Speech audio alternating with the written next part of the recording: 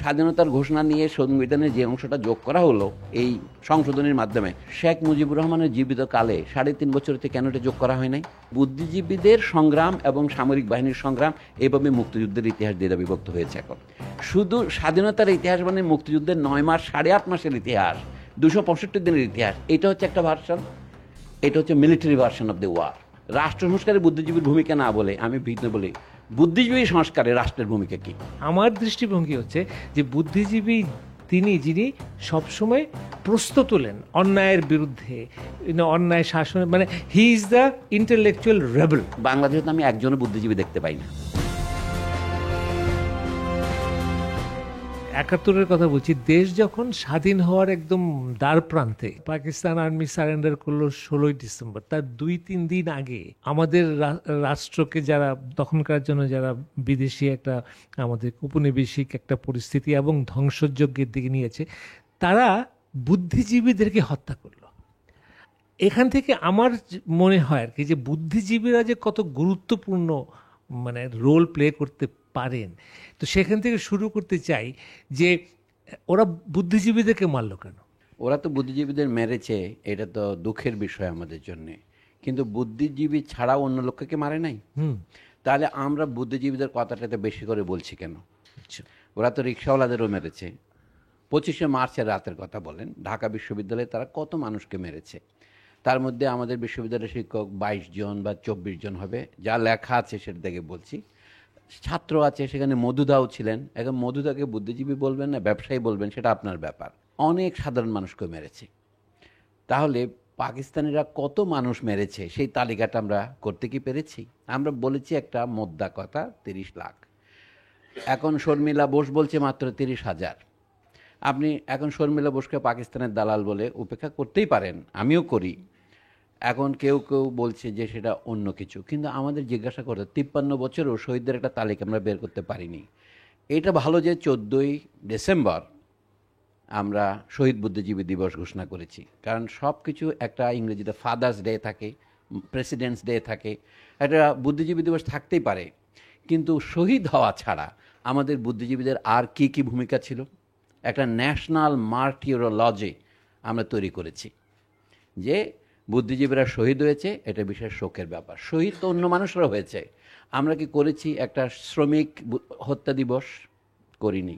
এখনও দেখেন এই যে 24-এর গণ আন্দোলনের ছাত্রদের হত্যা নিয়ে আমরা যত কথা বলছি, অনেক এখন দেখা যাচ্ছে ছাত্ররা যা দাবি তুলছে তা মানার চেষ্টা করা হচ্ছে, কিন্তু এখনও তো আশুলিয়াতে শ্রমিকদের হত্যা করা হচ্ছে, কিন্তু এটা আমাদের চোখে পড়ছে না। সেই জন্য আমি যদি বলি বুদ্ধিজীবীদেরকে বিশেষ প্রাধান্য দেওয়া একটা আমাদেরই একটা আইডিওলজিক্যাল প্রেফারেন্স। ইতিহাস যা ঘটেছে তা নয়, বরঞ্চ ইতিহাস যে পড়ছে, যে দেখছে, যে ন্যারেট করছে, এটা তার নিজের যে চিন্তা, তার নিজের যে উদ্বেগ, তারই বহিঃপ্রকাশ কিনাই সন্দেহ আমাদের করতে হয়। বুদ্ধিজীবীদেরকে আলাদা করে চিহ্নিত করে করাটা কি ভুল? আমি মোটে ভুল বলছি না। গণহত্যা কি শুদ্ধ? আমি বলছি যে তাহলে বুদ্ধিজীবী কে, কথা আমাকে বলতে হয়। বুদ্ধিজীবীদের সম্পর্কে আমাদের অনেকের অনেক ধরনের ধারণা আছে। আমি ছোটবেলা থেকে যার লেখা পড়ে উদ্দীপিত হয়েছি, কার্ল মার্কস সাহেব বুদ্ধিজীবী কাকে বলতেন? উনি বলছেন বুদ্ধিজীবী হচ্ছে সেই, উনি মানুষের শ্রমের বিভাগের দিকে বলছেন এক ধরনের শ্রমিক আছেন যাদেরকে বলা হচ্ছে ম্যানুয়াল লেবারার, শারীরিক পরিশ্রম করেন, দৈহিক শ্রমিক, কায়িক শ্রমিক। আরেকগুলো হচ্ছে ইন্টেলেকচুয়াল লেবার, মানে হচ্ছে মেন্টাল লেবার। তাহলে manual and mental, physical and intellectual, এই যে ভাগটা মার্কস সাহেব করলেন, এটা কি সঠিক? সঠিক কি যেটা আন্তোনিও গ্রামসি, যিনি তার দ্বারাই উদ্দীপিত হয়েছিলেন, গ্রামসি সাহেব 1890-এর দশকে জন্মেছিলেন, 1937-এ মারা গেছেন, তিনি বলছেন সেটা নয়। একজন পুলিশ সার্জেন্ট আপনার এখানে ডেইলি স্টারে যে দারোয়ান দাঁড়িয়ে আছে, আমি তাকেও দেখি বুদ্ধির চিন্তা করছে। আমরা বলি না ভাজা মাছটি সে উল্টিয়ে খেতে পারে না, ডিমটা ভাজে মামলেট করতে পারে না, ডিম ভেজে মামলেট করাটাও বুদ্ধির প্রয়োজন। হেন মনুষ্য সন্তান নেই যে একটি বাক্য রচনা করতে পারে, অথচ তাকে আপনি বুদ্ধিজীবী বলবেন না। তাহলে কার্ল মার্কসের যে শ্রম বিভাগের বিবরণ, সেটা তো পুরোপুরি সঠিক নয়। তাহলে আমি বলতে যে কোনো লোক বুদ্ধিজীবী হতে পারে, তাহলে সমাজে বুদ্ধিজীবী কাকে বলা হয়, এটাতে আমাদের আসতে হয়। এই যে রাষ্ট্র আমরা গঠন করেছি, এই রাষ্ট্র মানে হচ্ছে ক্ষমতা। ক্ষমতার কিন্তু কমপক্ষে দুটো উপাদান আছে, হাজার উপাদান থাকতে পারে, আমি দুই ভাগ করছি। একটা হচ্ছে রাষ্ট্র হচ্ছে যাদেরকে শাসন করা হয় তাদের সম্মতিতে, কনসেন্ট। আরেকটা হচ্ছে যদি সাময়িকভাবে সে আপনাকে কনসেন্ট নাও দেয়, যেহেতু আপনি আইন শৃঙ্খলা পরিস্থিতির নিয়ন্ত্রণে আছেন, তাহলে আপনাকে সে জোর করে আইন মানার জন্য। এটা হল কি কোয়ারশন। কনসেন্ট এবং কোয়ারশনের দুই ফাংশনের মধ্যে রাষ্ট্র দাঁড়িয়ে থাকে। কোয়ারশনের element RAB, BGB, police, armed police battalion, আরও নাম করেন আপনি, এবং সর্বশেষে আপনার সর্বশক্তিমান সেনাবাহিনী, আর্ম ফোর্সেস, AF। এই হচ্ছে কোয়ারশনের অ্যাপারেটাস। আর কনসেন্টের অ্যাপারেটাস কি? ডেইলি স্টার। কনসেন্টের অ্যাপারেটাস হচ্ছে বিশ্ববিদ্যালয়। কনসেন্টের অ্যাপারেটাস সাংবাদিকগণ সাধারণভাবে, এবং কনসেন্ট এন্ড কোয়ারশন, কোয়ারশন দুটাই। তাহলে যে কনসেন্ট যারা উৎপাদন করে তারাই হচ্ছে বুদ্ধিজীবী। শাসনের ক্ষেত্রে সেনাবাহিনীর বিপরীত হচ্ছে বুদ্ধিজীবী। আচ্ছা, এখন 1971 মুক্তিযুদ্ধের ঘটনা আমরা এখন যে বিবরণ করেছি, মুক্তিযুদ্ধ কি? মুক্তিযুদ্ধের সমস্ত ইতিহাস যারা লিখেছেন, 1977 সনে তৎকালীন বাংলাদেশ সরকার একটা কমিশন গঠন করে, যেটা হলো স্বাধীনতার ইতিহাস লিখবেন। কমিশন শব্দটা আমি বর্ণনাত্মকভাবে বলছি না, রেটরিক্যালি। হাসান হাফিজুর রহমান তার সভাপতি হন। 5 বছর পর তারা স্বাধীনতা যুদ্ধের দলিলপত্র প্রথম ভলিউম বের করেন। তার ভূমিকায় হাসান হাফিজুর রহমান যা লেখেন তা অত্যন্ত ইঙ্গিতবহ। উনি বলছেন, আমরা শুধু ঘটনার বিবরণ সংগ্রহ করছি, আমরা কোনো মন্তব্য করব না, আমরা কোনো কিছু বলবো না, কারণ এত কাছ থেকে ইতিহাসের বিবরণ দেওয়া যায় না। আমরা শুধু ঘটনা নিরপেক্ষভাবে, নির্মোহভাবে লিপিবদ্ধ করে যাব। আমি আমার ভাষায় বলছি, তার মূল বক্তব্য যে we add nothing, we say nothing. তাহলে এই যে উনি বললেন 10 বছরের মধ্যে ইতিহাস লেখা যাবে না, ঘটনার মধ্যে কে কীভাবে যে দেখা যায় না। এখন যে ইতিহাস দাঁড়িয়েছে 53 বছরে, সেটা কি? মুক্তিযুদ্ধ বলতে মনে করা হয় এটা দুই সেনাবাহিনীর মধ্যে একটা দ্বন্দ্বযুদ্ধ, মিলিটারি ডুয়েল। ফন ক্লাউজবিটসের কথা ধার করে বলছি আমি। It is a struggle between two militaries. এটি হচ্ছে বাংলাদেশের মুক্তিযুদ্ধ। তেলিয়াপাড়া থেকে সরাদ রেসকোর্স পর্যন্ত বাংলাদেশের সেনাপতিরা সিলেট সীমান্তে তেলিয়াপাড়া একত্রিত হয়েছে 3রা এপ্রিল তারিখে, আর 16ই ডিসেম্বর তারিখে এরা এখানে আত্মসমর্পণ করেছে। ভারতীয় বাহিনী একটু সাহায্য করেছে। এই হচ্ছে আমাদের মুক্ত একটা বিবরণ। কিন্তু এটাকে একদিনে তৈরি হয়েছে? কখন থেকে শুরু হয়েছে এই স্ট্রাগলে? 3, 4, 5 রকমের মত পাওয়া যায়। AF সালাউদ্দিন আহমেদ বলেন এটা 1905 সন থেকে শুরু করতে হবে। আবুল মনসুর আহমদ বলেন 1940 থেকে শুরু করতে হবে। তার আগের 1929 সনে আমাদের নিখিলবঙ্গ প্রজা সমিতি থেকে শুরু করতে হবে। যার যার ইচ্ছা অনুসারে তাই মনে করে। কিন্তু বলি, এই যে মুক্তিযুদ্ধের পক্ষে জনমত গড়ে উঠেছে, এটা বুদ্ধিজীবীরাই করেছেন, অথবা যারা করেছেন তারাই বুদ্ধিজীবী। এই কথা বলে কি, সিভিলিয়ান পলিটিক্যাল লিডারশিপ তো এতই ব্যর্থ হয়েছে যে স্বাধীনতার ঘোষণা দিয়ে তাদের 15 দিন গেছে। আমরা যে মিথগুলো তৈরি করছি, 26 মার্চের রাতে টেলিগ্রাম দিয়ে কোথায় পাঠানো হয়েছে, অথবা বিভিন্ন এলাকায় আমাদের যা কিছু আছে তাই নিয়ে শত্রুর মোকাবেলা করতে হবে। চট্টগ্রাম থেকে ঘোষণা হয়েছে, সেই ঘোষণা যশোর থেকে হয়েছে, সব জায়গায় হয়েছে। চট্টগ্রামে একটা রেডিও স্টেশন ভালো ছিল, সেই জন্য এটা সীতাকুণ্ড পর্যন্ত শোনা যেত, সেই জন্য লোকে বলছে ওখান থেকে স্বাধীনতার ঘোষণা হয়েছে। প্রকৃত প্রস্তাবে স্বাধীনতার ঘোষণা হয়েছে 10 এপ্রিল মেহেরপুরের বৈদ্যনাথতলা গ্রাম থেকে। তো সেই ঘোষণা 15 দিন লাগলো কেন? এতে বোঝা যাচ্ছে আমাদের সিভিলিয়ান নেতৃত্ব শোচনীয়ভাবে ব্যর্থ হয়েছে মুক্তিযুদ্ধের নেতৃত্ব দিতে। মার্চ মাসের 3 তারিখ থেকে 25 তারিখ পর্যন্ত বাংলাদেশ চলেছে মূলত আওয়ামী লীগ নেতৃত্বের নির্দেশে। তারা যদি এতই অদক্ষ হয়, মানে এতই অপগণ্ড হয় যে পাকিস্তানের আক্রমণ করতে যাবে সেটা তারা বুঝতে না পারে, তাহলে তাদেরকে আমরা বুদ্ধিজীবী বলবো কিভাবে? অথচ তারাই বুদ্ধিজীবী। আমার বক্তব্য হচ্ছে, আমাদের মুক্তিযুদ্ধের 2টা বয়ান। এই লড়াই মূলত সামরিক অর্থাৎ কোয়ার্সিভ অ্যাপারেটাসের দ্বন্দ্ব, অথবা এটা হচ্ছে কনসেন্ট এলিমেন্টের দ্বন্দ্ব। পাকিস্তান ভাঙলো কেন? 1947 সনে তো পাকিস্তান জনপ্রিয় ছিল। এই পূর্ব বাংলার লোকেরা তো ভোট দিয়ে পাকিস্তান করেছিল। আসলে পূর্ব বাংলায় পাকিস্তান ছিল। তো সেই জিনিসটা তারা বেরিয়ে যাচ্ছে কেন? তাদের কনসেন্টটা ধীরে ধীরে ধীরে ধীরে লুপ্ত হয়ে গেল কেন? এবং পাকিস্তানি বর্বরেরা বুঝতে পারলো না যে বাংলাদেশে তাদের কোনো জনসমর্থন নেই, যেটাকে আমরা সহজ ভাষায় পাবলিক ওপিনিয়ন বলি। ইলেকশনেও প্রমাণিত হয়েছে, জনগণের অ্যাকশানে মার্চ মাসের অসহযোগ আন্দোলনেও এটা প্রমাণিত হয়েছে। তারপরে তারা আক্রমণ করার মতো তাদের মধ্যে যে দুর্বুদ্ধি দেখা দিল, এতে বোঝা যায় তাদের বুদ্ধি হাঁটু পর্যন্ত ছিল। কিন্তু বাংলাদেশে যাদের বুদ্ধি মগজে উঠেছে, তাদের 15 দিন লাগলো কেন ঘোষণা করতে? তাদের একত্রিত হওয়ার সময় লাগবে কেন? তারা ইনস্ট্যান্ট ঘোষণা দিতে পারবে। তোমাদের যা কিছু আছে তাই নিয়ে শত্রুর মোকাবেলা যে 7ই মার্চ বলা যায়, 25শে মার্চ রাত্রে বলা গেল না কেন? সেই অ্যাপারেটাস আপনি রাখলেন না কেন? জনগণকে সবাইকে সারা জীবনের জন্য ধোকা দেওয়া যায় না, কিছু মানুষকে 15 বছর ধোকা দেওয়া যায়। আর সব মানুষকে হয়তো 1 বছর ধোঁকা দেওয়া যায়। যা হোক, স্বাধীনতার ঘোষণা নিয়ে সংবিধানের যে অংশটা যোগ করা হলো এই সংশোধনীর মাধ্যমে, শেখ মুজিবুর রহমানের জীবিত কালে 3.5 বছরতে কেন এটা যোগ করা হয় নাই? তার মানে এটা ম্যানুফ্যাকচার্ড। এই যে একটা ম্যানুফ্যাকচার জিনিস করছে, এটা একটা বুদ্ধির কাজ। এই জন্য বলে বুদ্ধিজীবীদের সংগ্রাম এবং সামরিক বাহিনীর সংগ্রাম এইভাবে মুক্তিযুদ্ধের ইতিহাস দ্বিধা বিভক্ত হয়েছে। এখন কেউ কেউ মনে করেন মুক্তিযুদ্ধ হয়েছে শুধু সামরিক যুদ্ধ, আর এর আগে যদি যুদ্ধ হয়ে থাকে, ধরুন ভাষা আন্দোলন, 54 সনের নির্বাচন, যদিন 6 দফা, অথবা শিক্ষা আন্দোলন 62, অথবা 69-এর গণ আন্দোলন। 69 সনে মৌলানা ভাসানীর নেতৃত্বে যে আন্দোলন হয়েছে বাংলাদেশে, তখন অলরেডি মানুষ স্বাধীনতার স্লোগান দিয়েছে। স্বাধীনতার পতাকা মানুষ হয়তো পতাকাওয়ালা মানচিত্রটা করেনি, তো সেই জিনিসগুলো এখন সম্পূর্ণ ভুলে যাওয়া হচ্ছে। শুধু স্বাধীনতার ইতিহাস মানে মুক্তিযুদ্ধের 9 মাস 8.5 মাসের ইতিহাস, 265 দিনের ইতিহাস। এটা হচ্ছে একটা ভার্সন, এটা হচ্ছে military version of the war. আসলে এখনও পর্যন্ত মিলিটারি ভার্সনটাই চলছে। মজা হচ্ছে কি, এই মিলিটারি শুধু আওয়ামী মিলিটারি নয়, এটা আবার বিএনপি মিলিটারিও। কেন বলি, আপনারা যে রিপোর্টগুলো দেখলাম আজকে, সেখানে লিখছেন clash between students and law এনফোর্সার্স।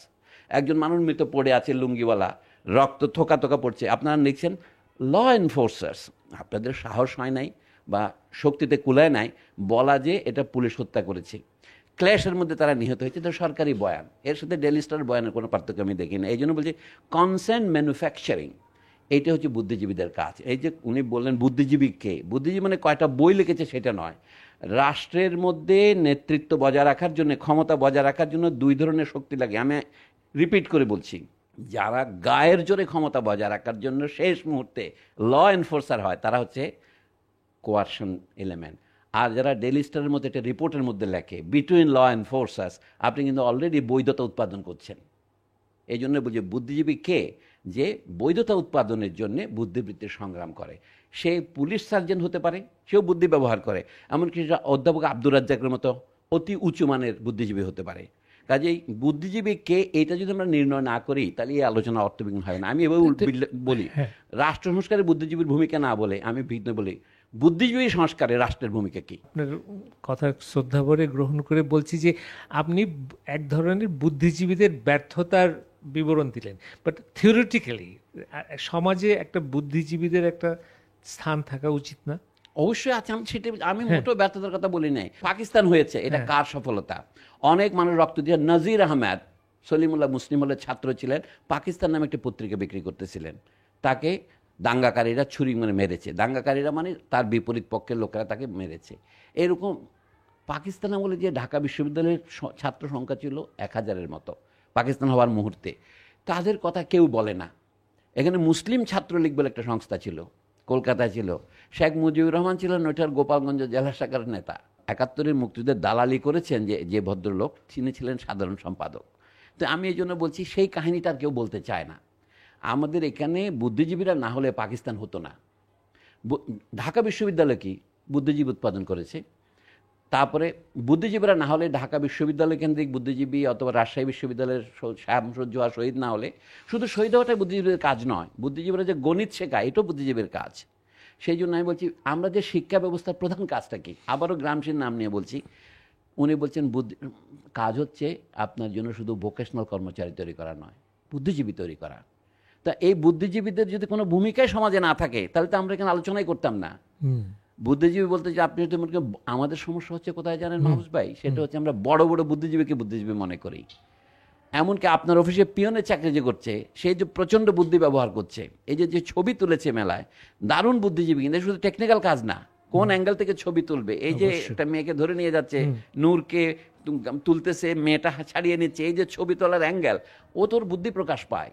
আমাদের ভুলটা হচ্ছে, বুদ্ধিজীবী বলতে আমরা বেনেদিক্তো ক্রোচে, রবীন্দ্রনাথ ট্যাগর, মৌলানা ভাসানী মনে করি। আমাদের রাজনৈতিক নেতারা কিন্তু বুদ্ধিজীবী না হলে কি তারা?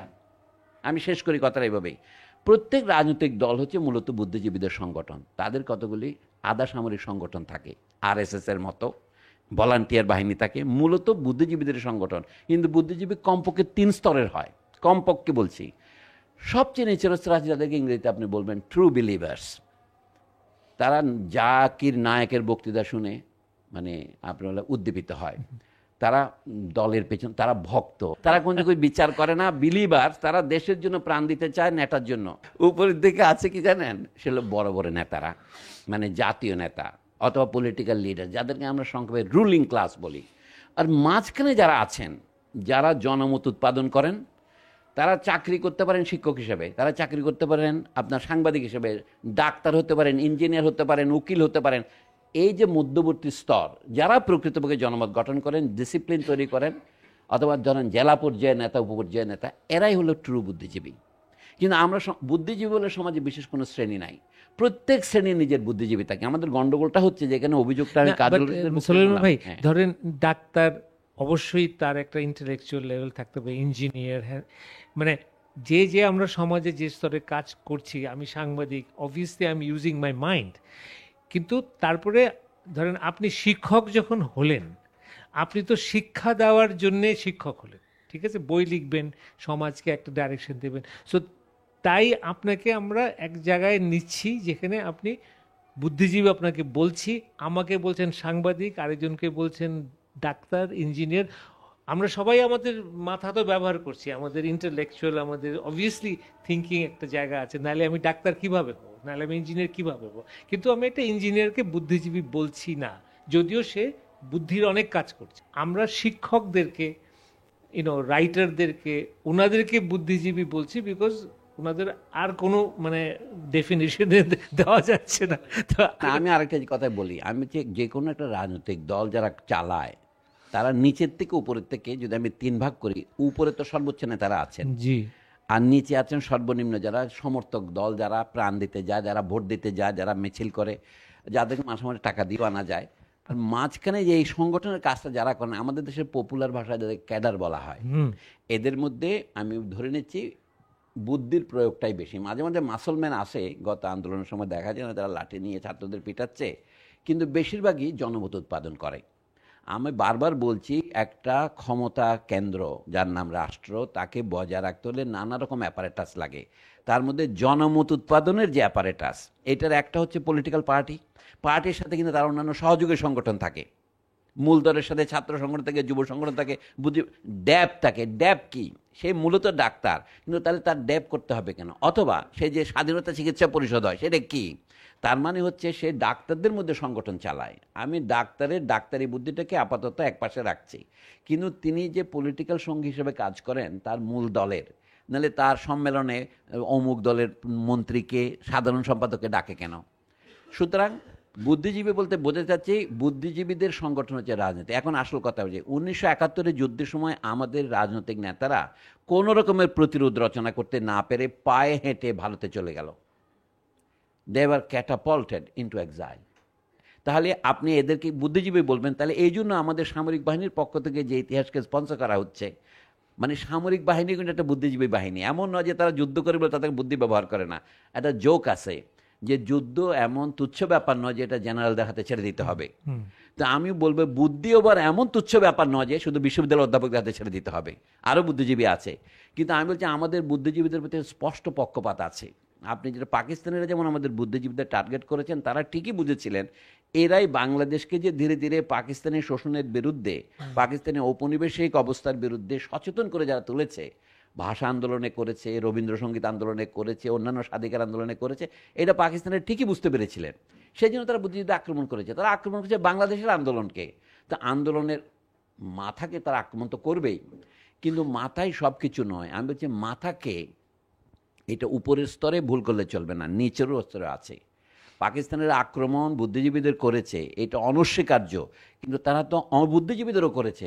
আমাদের দেশে মুক্তিযুদ্ধ নিয়ে যে 2টি মূল বয়ান আছে, একটা হচ্ছে সামরিক বয়ান, আর একটা হচ্ছে রাজনৈতিক বয়ান। এই রাজনৈতিক বয়ানরা মূলত এদের মূল কেন্দ্র তো বুদ্ধিজীবী। ধরেন তাজউদ্দিন আহমদ, উনি রাজনৈতিক নেতা, ওনাকে তো আমি বুদ্ধিজীবী হিসেবে দেখবো। তাজউদ্দিন বিশেষভাবে একজন বিশেষ বুদ্ধিমান লোক ছিলেন। আপনিও তো মুক্তিযুদ্ধে অংশ নিয়েছিলেন, আপনার বাবার আত্মজীবনীতে পড়লাম যে আমার ছেলে যখন মুক্তিযুদ্ধে যেতে চায়, আমি বুঝলাম এই যুদ্ধ জয়ী হবে। তাই বুঝতে পারছেন, আপনি তখন ছাত্ররা কি বুদ্ধিজীবী নয়? তারা জুনিয়র বুদ্ধিজীবী। ভাই, আপনার এই যে ওয়াইডার ডেফিনেশনে আমি একমত। আচ্ছা, তাহলে আর কোনো কথা নেই। না, তার না, কিন্তু তারপরেও আমি যেই ধরনের আমি ছাত্র বুদ্ধিজীবী ও বুদ্ধিজীবী, তারপরেও তো বুদ্ধিজীবী বলে আমরা একটা সমাজে একটা স্থান দিই। এবং সেখানে আমার দৃষ্টিভঙ্গি হচ্ছে যে বুদ্ধিজীবী যিনি সবসময় প্রশ্ন তোলেন অন্যায়ের বিরুদ্ধে, অন্যায় শাসন, মানে he is the intellectual rebel all the time. গ্রামসের মত ধার করে বলবো আমি, আমার তো অরিজিনাল কথা নয়, কাজে আমার ঋণ স্বীকার করে বলছি। উনি বলেন যে প্রত্যেক শ্রেণীর নিজস্ব বুদ্ধিজীবী থাকে। ধরুন একজন লোক শ্রমিক হিসেবে জন্মগ্রহণ করছে, শ্রমিক হিসেবেও সে কাজ করে, কিন্তু সে বই পড়ে, এবং সে মুজাফফর আহমদের মতো লোক, মাত্র ইন্টারমিডিয়েট ফেল। ধরেন আব্দুল করিম সাহিত্য বিশারদ, ইন্টারমিডিয়েট পরীক্ষা দিতে পারে নাই, কিন্তু তিনি জগতের শ্রেষ্ঠ কাজটা করেছেন আমাদের সাহিত্যের ইতিহাসে।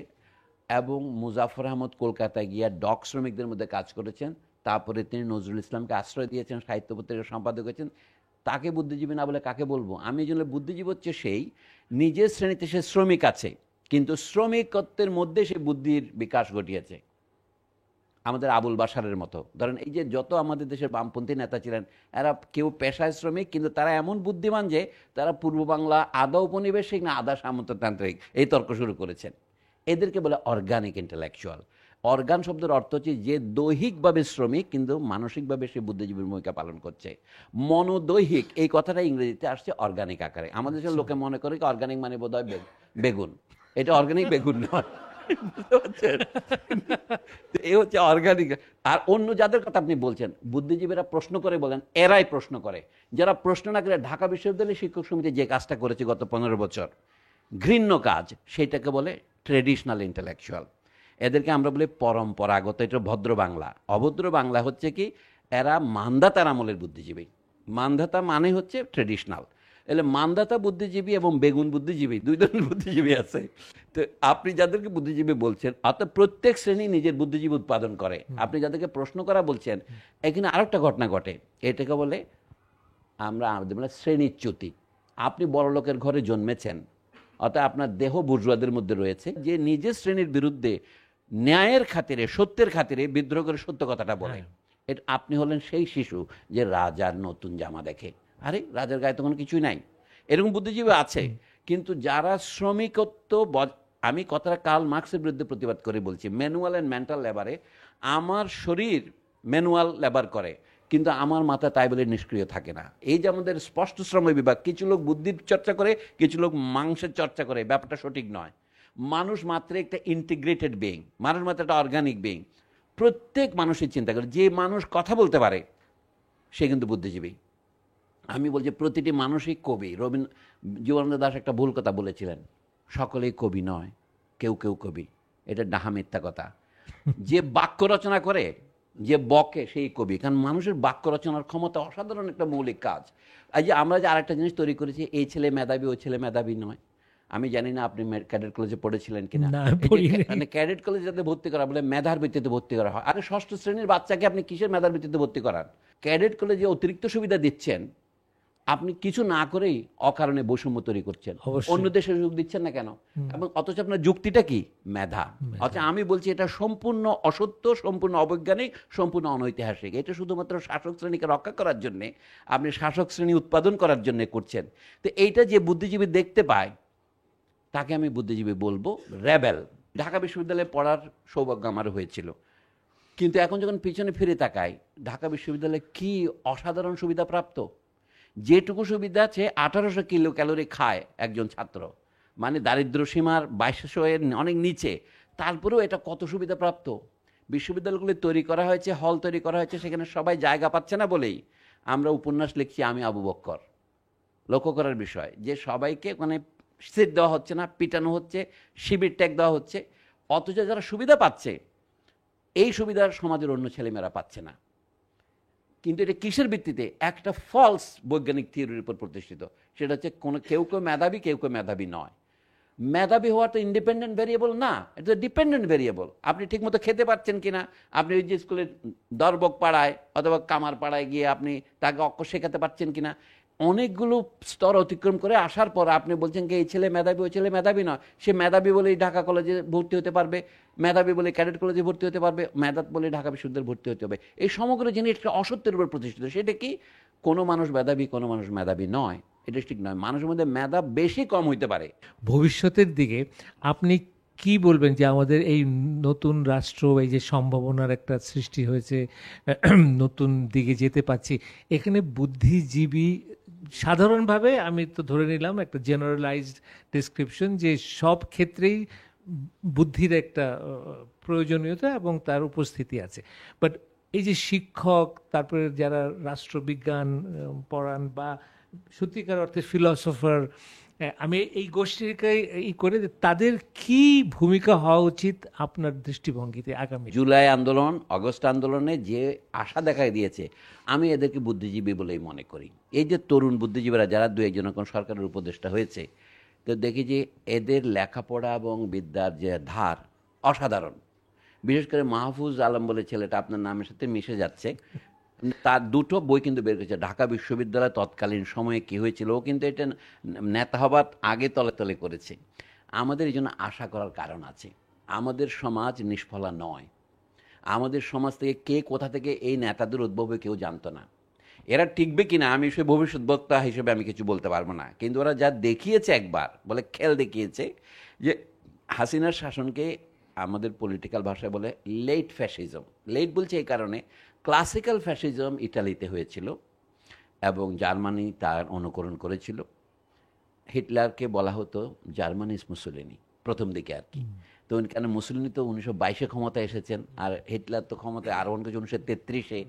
দুজনের পদ্ধতি একটাই। ক্ষমতায় আসার পর মুসোলিনি তো প্রথমে মাত্র 35টা সিটে জিতেছিলেন, তারপরে তিনি ক্ষমতা ওর জোর করে কিন্তু প্রধানমন্ত্রী হয়েছেন, তারপরে ইলেকশন দিয়ে 1924 সনে তারা একটা মেজরিটি পেয়েছেন। এই জন্য বলছি হিটলারও একই পদ্ধতি অবলম্বন করেছেন, মানে থিন মেজরিটি নিয়ে একটা মেজরিটি না ক্ষমতায় আসছেন 37% ভোট নিয়ে, তারপরে তিনি রায়কে আগুন টাগুন লাগিয়ে রাইক্স থেকে করেছেন। হাসিনাও একই কাজ করেছেন। কিন্তু এইটার বিরুদ্ধে প্রচলিত বিরোধী দলগুলো জামাত এবং বিএনপি কিছু করতে পারেনি। কিন্তু এই যে সকলে বলছে না যখন মানুষ নামবে তখনই শুধু আন্দোলন হবে, আসলে তো মানুষ নেমেছে এবং মানুষকে নামার ক্ষেত্রে ম্যাজিক হিসেবে কাজ করে যারা মানুষের ইন্দ্রিয় বুঝতে পেরেছে। তো এদেরকে বুদ্ধিজীবী বলবেন না আপনি, এই নেতাদের? সেইখানে আসার একটা লক্ষণ আছে, এটা হচ্ছে 1 নম্বর। দ্বিতীয় যেখানে লক্ষণ দেখতে পাচ্ছি না সেটা হচ্ছে দেশ কোন দিকে যাচ্ছে। আমরা এখন তো সব গ্লোবাল যুগে প্রবেশ করেছি। এই মাত্রাটা আগের বুদ্ধিজীবীরা হয়তো বুঝতো না, নতুন বুদ্ধিজীবীরা বলছে।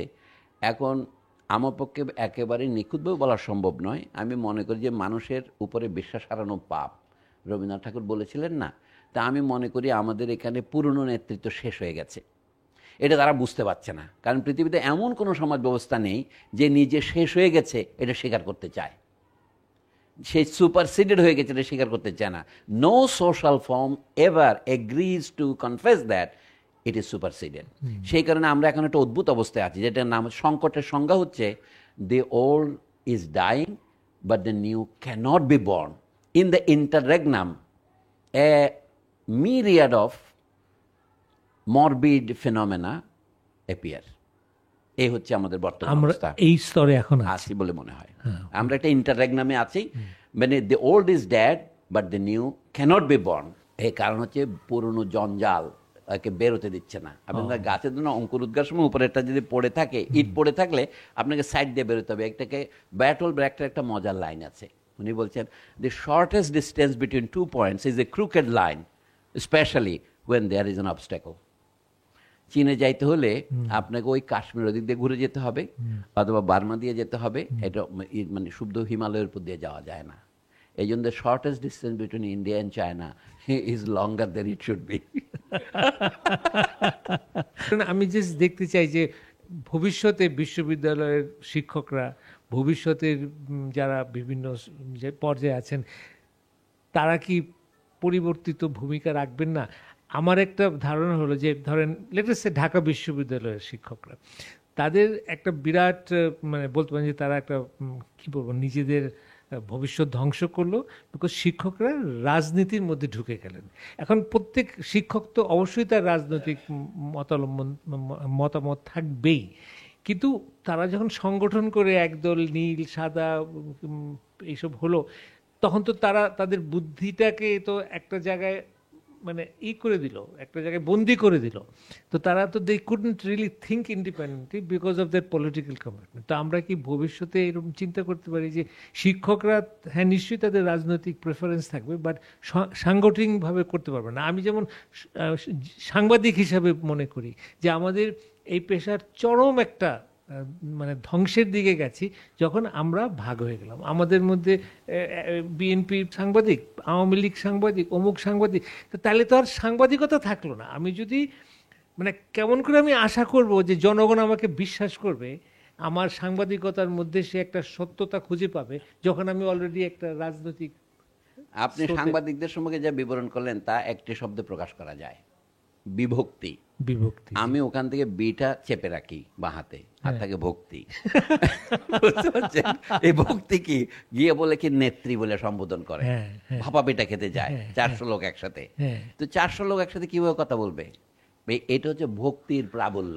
বাংলাদেশে ভক্তির রসের প্রাবল্য চিরকাল। চৈতন্যদেবের আগের কথা জানি না, তারপরের থেকে জানি ভক্তি রসে ডুবু ডুবু নদিয়া ভেসে যায়। তা আমাদের ভক্তি রস বাদ দিতে হবে। আমি বলি এখন বিশ্ববিদ্যালয়ের শিক্ষকদের সম্পর্কে বলি, একটা এখানে তত্ত্বের কথা আছে, আমি তো তত্ত্ব ছাড়া কিছু বলতে পারি না, গল্প লেখার ক্ষমতা নাই আমার। সেটা হচ্ছে বিশ্ববিদ্যালয়ের শিক্ষকরা এটা করলো কেন, তারা যা করেছে। যেমন এইখানেও আমি একটা কথা মনে করব, কার্ল মার্কসের কথা আমি খুব ভক্তি সহকারে শ্রবণ করি এবং পড়ার চেষ্টা করি, কিন্তু মার্কসের কোনো কথা আমি লবণ ছাড়া খাইতে পারি না। কুম গ্রানো সালিস with little grain of salt. সেটা কি জন্য? মার্কস বলছেন যে অধিকাংশ লোক মার্ক্সবাদী নামে যারা পরিচিত এখানে, আমি তো তাদের মধ্যে বড় হয়েছি, কাজে ওই রেফারেন্স ছাড়া কথা বলতে পারি না। তারা বলছে যে যে বুদ্ধিজীবীরা বুর্জুয়া শ্রেণীর সেবা করে, ধনিক শ্রেণীর সেবা করে। কথাটা অর্ধসত্য মাত্র, বাকিটা কি? আসলে বুদ্ধিজীবীরা আত্মসেবাই বেশি করে। এখন যেহেতু অনেক বুদ্ধিজীবী বুর্জুয়া শ্রেণী থেকে আসে, আমাদের একটু সমস্যা আছে, গ্রাম থেকে এসে যারা শহরে ভর্তি হয় তারা আস্তে আস্তে কেউ বিয়ে করে উচ্চ শ্রেণীতে ওঠে, কেউ চাকরি সূত্রে ওঠে, যেটাকে সোশ্যাল মোবিলিটি বলে। তারা আগে বুর্জুয়া না থাকলে এখন বুর্জুয়া হতে চায়। সেই জন্য তাদের আত্মস্বার্থ আর শাসক শ্রেণীর স্বার্থ সেবা করা একই দাঁড়ায়। তারপরে আমি বলবো বিশ্লেষণের খাতিরে দুটোকে আলাদা করা দরকার। বিশ্ববিদ্যালয়ের শিক্ষকরা একটা প্লটের জন্যে, অথবা একটা চাকরির জন্যে, অথবা চাকরির সিকিউরিটির জন্য, এমনকি একটা জায়গা থেকে আরেক জায়গায় ট্রান্সফার হওয়ার জন্যে বিশ্ববিদ্যালয়কে ধ্বংস করেছে। যেমন বিশ্ববিদ্যালয়ের শিক্ষকরা দেখে তাদের স্ত্রীদের প্রতি সম্মান রেখে, বলছে আমার বোনেরা কিছু মনে করেন না, তাদের স্ত্রীদের চাকরি দেওয়ার জন্যে ইউনিভার্সিটির ল্যাবরেটরি স্কুলটাকে ধ্বংস করেছে। ইউনিভার্সিটির ল্যাবরেটরি স্কুল ছিল IER এর অধীনে থাকা একটা এক্সপেরিমেন্টাল স্কুল। সেইটার মধ্যে বিশ্ববিদ্যালয়ের শিক্ষকদের ছেলেমেয়েরা পড়ে না কেন? তাদের ছেলেমেয়ে তার উদয়নে পড়ায়। ওখানে নীলক্ষেতে কর্মচারীদের একটা স্কুল আছে। আর ল্যাবরেটরি স্কুলে যেহেতু তারা ক্রমশ খারাপ লোককে এনেছে, এই কথা যদি শুধু এখানেই হতো আমি বলতাম না। চট্টগ্রাম বিশ্ববিদ্যালয়ের কথা বলি, চট্টগ্রাম বিশ্ববিদ্যালয়ের একটা আদর্শ স্কুল আছে, বিশ্ববিদ্যালয় স্কুল, যেখানে SSC পরীক্ষা দেওয়া যায় আর উচ্চ পরীক্ষা দেওয়া যায়। অধ্যাপক আনিসুজ্জামানের ছেলেরা ওখান থেকে পড়েছে। এটার মান একসময় ভালো ছিল। এখন দেখা যাচ্ছে সেইটাতে তাদের ওখানকার শিক্ষকের ছেলেমেয়েরা আর ওখানে পড়ছে না, তারা দূরে নিয়ে যাচ্ছে। আমি এইটা করছে কেন? তারা তাদের ছেলেমেয়েদের ইংরেজি মিডিয়াম স্কুলে দেওয়ার জন্য শহরে নিয়ে আসছে, চিটাগং গ্রামার স্কুলে নিয়ে আসছে, তাদের ঢাকায় নিয়ে আসছে। এই যে বুদ্ধিজীবীদের আত্মস্বার্থ চরিতার্থ করার বাসনার কারণে তারা প্রতিষ্ঠানগুলি ধ্বংস করছে। শুধু ঢাকা বিশ্ববিদ্যালয়ে যে ভোট দেওয়ার জন্য কর্মচারী নিয়োগ করা হয়েছে 1000-এর মতো শিক্ষক, এগুলি শিক্ষক না, এগুলি কর্মচারী। তাদের লেখাপড়ার যোগ্যতা নাই, তাদের বিশ্ববিদ্যালয়ে পড়ানোর যোগ্যতা নাই, কিন্তু তাদেরকে ভোট দেওয়ার জন্য রিক্রুট করা হয়েছে। অজস্র ডিপার্টমেন্ট তৈরি করা হয়েছে, অজস্র চেয়ারম্যান তৈরি করা হয়েছে। আপনি যদি মনে করেন এটা কর্পোরেট ইন্টারেস্টে তারা করেছে, শিক্ষকদের একটা কর্পোরেট ইন্টারেস্ট আছে, ওর মধ্যে তারা কেউ ঢুকতে দেয় না। কীরকম আমি বলি, বিশ্ববিদ্যালয়ে স্থায়ী শিক্ষক এবং খণ্ডকালীন শিক্ষকের মধ্যে তারা এমন জল অচল কুটুরি করেছে যে খণ্ডকালীন শিক্ষকরা শিক্ষকদের লাউঞ্জে বসতে পারে না, এখন শিক্ষক ক্লাবের সদস্য হতে পারে না। কিন্তু তাহলে তাদেরকে আপনি শিক্ষক করেছেন কেন? আমি অভিজ্ঞতা থেকেই বলছি, আমি নিজে খণ্ডকালীন শিক্ষক ছিলাম একটা বিভাগে 10 বছর, 1 বছর নয়। আমাকে চা খেতে হলে মধুর ক্যান্টিনে গিয়ে চা খেতে হয়, শিক্ষক লাউঞ্জে চেঞ্জ করতে পারে না। সে আমার কাছে পয়সা নেবে না, বলে আপনার তো অ্যাকাউন্ট নাই। আপনি অজস্র উদাহরণ দিতে পারেন কর্পোরেট ইন্টারেস্ট বিশ্ববিদ্যালয়ে কী পরিমাণে অশ্লীল করে তুলেছে, অমানবিক করে তুলেছে। বিশ্ববিদ্যালয়ের শিক্ষকদেরকে তারা অপমান করে, তাহলে অন্য মানুষকে তারা মান করবে কিভাবে? এখন বিশ্ববিদ্যালয় আরেক নতুন আইন করেছে, গতকাল দেখেন, আমি দেখি প্রচণ্ড জ্যাম, যাওয়া যায় না, বিশ্ববিদ্যালয়ের ভিতরে কোনো গাড়ি চলতে পারবে না। কালকে প্রচণ্ড শহরে যানজট হয়েছে। এই যে এলিটিজম, এটা আমাদের বিশ্ববিদ্যালয়কে নষ্ট করছে। বিশ্ববিদ্যালয়ের শিক্ষকরা নিজেদেরকে সমাজে একটা বিশিষ্ট শ্রেণী করার জন্য তারা নানা রকম চেষ্টা করতেছে। এটা অত্যন্ত শোচনীয়। এই ঢাকা বিশ্ববিদ্যালয় যখন প্রথম তৈরি হয়, ঢাকার মুসলিম সমাজে কোনো শিক্ষক পাওয়া যায় নাই। আপনি দেখবেন যে 1921 থেকে 1947-এর মধ্যে একজন মাত্র মুসলিম রিডার হয়েছিল, ফজলুর রহমান। আর সব ছিল লেকচারার, আব্দুর রাজ্জাক, 1937 সনের দিকে লেকচার হয়েছেন, মানে কি নাম, শহীদুল্লাহ সাহেব, কাজী মোতাহার হোসেন, এরা সব লেকচারার ছিল। আমি কথাটা বলছি, যেই সমাজে এইরকম শিক্ষার অনগ্রসর অবস্থা ছিল, সেখানে বিশ্ববিদ্যালয় তো তাদের সোশ্যাল মোবিলিটি তৈরি করেছে।